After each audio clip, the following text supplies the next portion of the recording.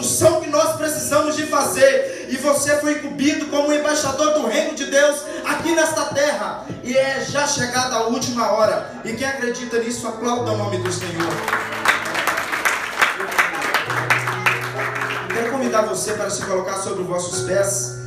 E vamos abrir a Bíblia Sagrada no livro de Neemias.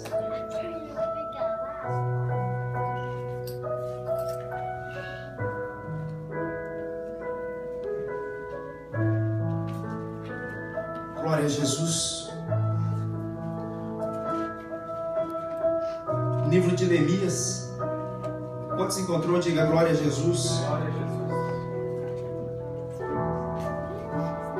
Esta é a história de Neemias, filho de Acalias, no mês de Quisleu, no ano 20 do reinado de Artaxerxes, rei da Pérsia. Eu, que me chamo Neemias, estava em Suzã, na capital do país.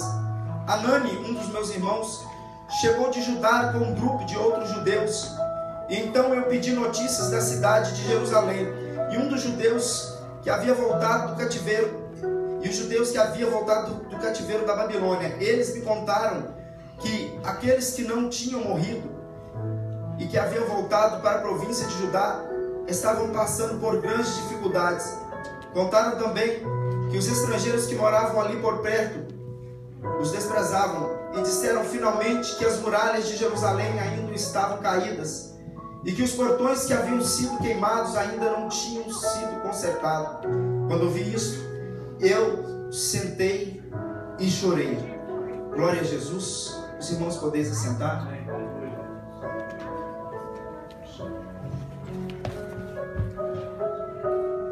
Orando ao Senhor e pedindo ao Senhor uma palavra para esta noite, o Senhor me disse para mim: filho, eu poderia te usar você no meu mover, eu poderia te usar você nas asas do Pentecoste, mas hoje o Senhor tem uma palavra que quer fazer você usar um pouco o seu raciocínio, a sua mente.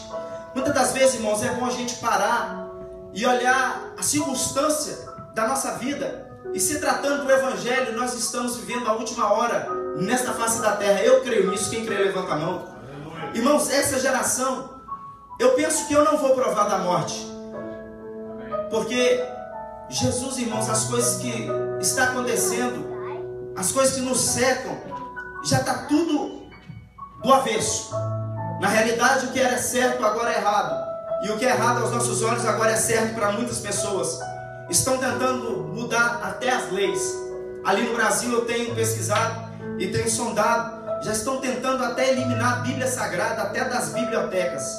Irmãos, quem diria que o nosso mundo ia chegar nesta calamidade? Eliminar a Bíblia Sagrada das bibliotecas.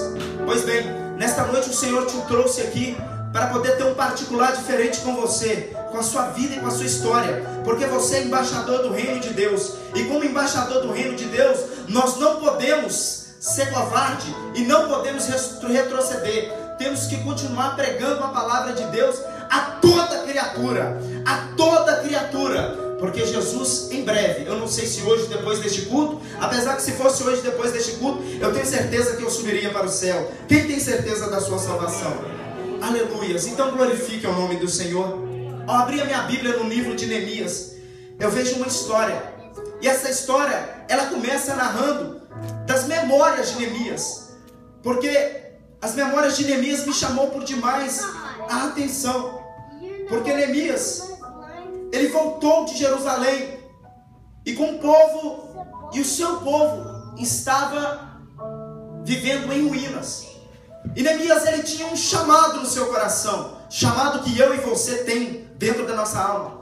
Se eu pedir para você retroceder a sua vida algum tempo atrás, eu não sei em quantos anos que você aceitou Jesus e que você teve um encontro genuíno com Deus, você encontrou com Jesus de uma forma diferente, e a partir daí Deus começou a te usar. Imagine você olhar para o cristianismo agora e as coisas serem banidas, as coisas agora estarem indo de mal a pior, e você vê as coisas em ruínas. Como você se sentiria? Esse homem aqui, que eu vou narrar a história dele para você nesta noite, ele se sentiu por pior. Ele se sentiu a alma dele deteriorada, e ele, na condição de servo de Deus, e de ter e reconhecer que tinha um chamado na sua vida diferenciada. Eu imagino que Neemias, irmã Evelyn, ele botou a mente dele no lugar. Ele deve ter pensado: eu tenho que fazer alguma coisa, as coisas não podem ficar desse jeito, eu tenho um chamado na minha vida. E eu já começo a abrir no parêntese: quem tem um chamado não pode se estar da forma que está. Ele tem que ter uma forma inovadora, ele tem que ter uma forma que vai chamar a atenção.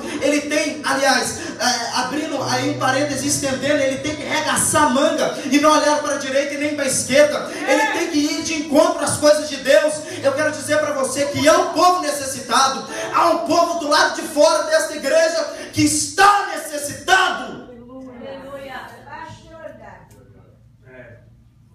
Vir à igreja e cultuar a Deus é maravilhoso. Cantar hinos de louvores, entrarmos no manto de Deus, pregarmos a palavra, todo mundo faz isso. Agora, irmãos, o Jesus quer nesta última hora pessoas que vão regaçar a manga de verdade e ir para as ruas para poder pregoar a palavra do Senhor.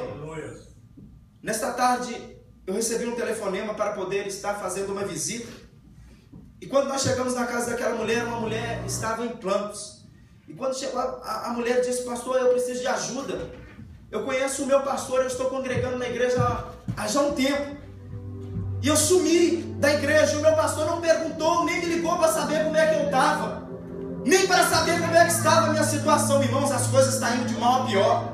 Estamos apacentando igreja ou estamos apacentando cabeças de gatos, eu já não sei como é. Mas aqui na Assembleia de Deus do Avivamento da Última Hora, o recado vai ser diferente nesta noite. Aleluia. O Senhor te chamou para o particular e para poder fazer a diferença. Porque se for para mim vestir um terno e gravata, pegar esse microfone somente para poder pregar, eu não quero. Eu vim nesta terra com um propósito. Eu nasci, eu cresci, mas a minha vida tem que ter de propósito. A minha vida tem que ter um projeto.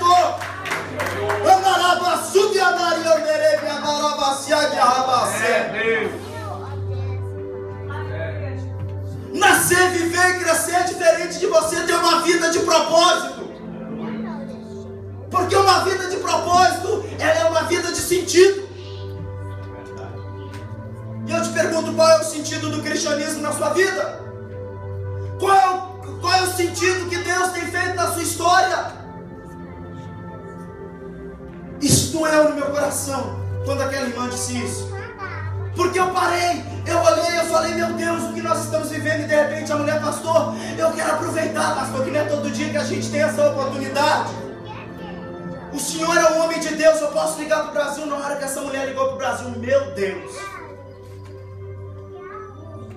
o filho nas drogas, possesso pelo diabo, trancou a porta do quarto, arrancou a roupa do quarto, agora com 2 botas no pé. Não quer mais viver, não quer saber de mãe, não quer saber de nada. E sabe o que o Senhor me disse? Filho, lembra da passagem do Gadareno? Eu disse: como é, Senhor? E ele disse: da passagem do Gadareno.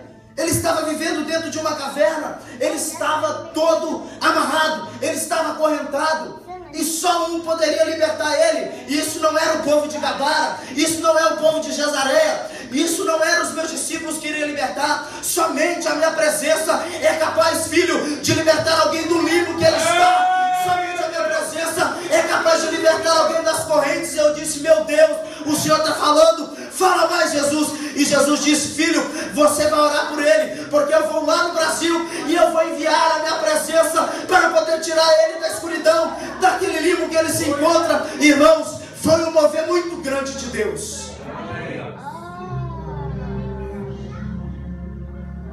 Porque o demônio gadareno, eu já vou entrar na mensagem, só uma introdução para vocês entenderem onde eu quero chegar. Ele estava dentro de uma caverna, ele não pode sonhar, ele não pode falar, ele já está oprimido porque é uma legião de demônios, é 6.000 demônios. Eu quero que você entenda: 6.000 demônios dentro de um corpo de um ser humano. Parece pouco, né? Aliás, hoje em dia tudo na Bíblia parece pouco, parece de qualquer maneira. Mas isso aqui tem um sentido. Porque está preso em meias correntes e está vivendo uma vida na escuridão. Se não tiver amor para poder entrar dentro da caverna e arrancar de lá de dentro e ajudar, e dar as mãos e falar: vamos aqui, vamos caminhar junto, eu quero te ajudar. eu estou contigo quando você estiver lá embaixo, passando pelo seu vale, e quando você estiver por cima. Porque estar por cima, quando o mundo está por cima, é muito fácil. Eu quero ver você ajoelhar, comer lá embaixo com Ele, você ajudar, você discipular. Jesus nessa noite, Ele vai te pegar. Ele vai te pegar, e quem acredita, levanta a mão para cima e dê glória para esquentar esse lugar.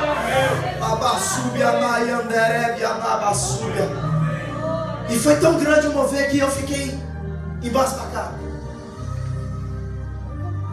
Porque Jesus, pastor Sandro, quando ele chegou, aquele homem que estava possesso de demônio olhou, mas não olhou para Jesus, olhou para o Cristo que estava dentro daquele corpo. Você está entendendo isso? Você pode ser o homem mais engravatado e mais bem vestido, isso não tem diferença. Você pode falar língua estranha, pular, ser usado como um semideus nessa terra, mas se você não aplicar o que sai da sua boca, para mim isso não vale. Não vale! Esse homem aqui, Neemias, era um homem de caráter e de atitude. Me presta sua mente. Ele habitava dentro do palácio do rei Artaxerxes. E de repente agora ele recebe uma visita. Imagine você uma porta batendo. E ele vai abrir ele vai ver quem é. E quando ele abre, é um compatriota, é um amigo, é um companheiro, Hanani. E de repente eu imagino o sorriso nos lábios de Neemias. Um homem fiel, um homem justo. E de repente recebe: Hanani, vamos, entra. Fazendo a mesa para ele poder sentar, e agora com ele para poder bater um papo. Porque assim, quando nós recebemos amigos em casa, é para poder colocar o papo em dia. Quando recebemos pessoas queridas, é para nós colocarmos os assuntos em dia. E eu imagino eles entrando num diálogo. E agora ele perguntando: e aí, como é que você está? E ele dizendo: rapaz, está tudo bem, mas Neemias, eu quero te falar algo para você. Pois não, pois bem, fale. E ele disse: Neemias, nós temos que orar. E Neemias agora olha para Hanani, do olhar preocupado dele, viu que alguma coisa já não estava bem. E olhando para ele, fala: rapaz, deixa eu te fazer para você uma pergunta. Como está o povo? Eles saíram do cativeiro, como está? Como está Jerusalém? Como estão os muros? Como estão os portões? Fala para mim notícia, Hanani. Eu quero saber, sabe por quê? Porque o meu coração é um coração missionário. O meu coração é um coração de atalaia. O meu coração é um coração que foi forjado com caráter. O meu coração é um coração de propósito para poder viver pelas coisas de Cristo. E mesmo no palácio, mesmo por cima, mesmo no bem bom, eu não posso deixar de saber como estão meus irmãos, como está o meu povo, de saber como está a casa de Deus. Fala pra mim, Hanani. Aleluia.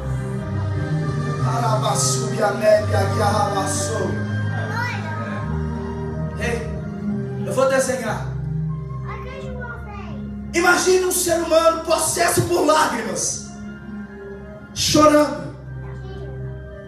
Porque quem quer dar uma notícia de velório sorrindo? Quem já foi no velório sabe como é que o sistema é. Você não está no velório dançando para lá e para cá. No velório, a tristeza. E agora ele está dizendo: a situação está caótica. Porque as muralhas ainda estão caídas. Os portões que foram levantados para poder ter um significado está queimado. E do jeito que ele está, ficou. E ninguém fez nada. E além disso, o povo que saiu do cativeiro voltou para lá. E ainda tem os filhos do diabo que está incomodando, que está alfinetando, que está sendo uma pedra no nosso sapato. Mas isso aí não foi falado para qualquer um. Ai, Jesus. Essa notícia não foi dada para qualquer um. Porque a notícia, quando vem, se ela entra e sai no ouvido, ela vai ficar para os ventos. Mas quando chega e é depositado no coração de alguém que vai dar fruto, o sistema é outro. Aleluia. O sistema é outro. Porque a Bíblia Sagrada vai narrar na sequência aqui: eu, Neemias, chorei muito. Aleluia. E o choro de Neemias, ele vai procurar o seu destino. Ei, crente, eu quero dizer para você uma coisa: as lágrimas que saem do seu olho aleluia, ela tem um propósito, ela tem um destino. Você não chora por chorar, você não chora, você não fica triste por ficar. Isso tudo simboliza alguma coisa. E eu quero dizer para você, eu estou pregando para um povo que nasceu para vitória, um povo que já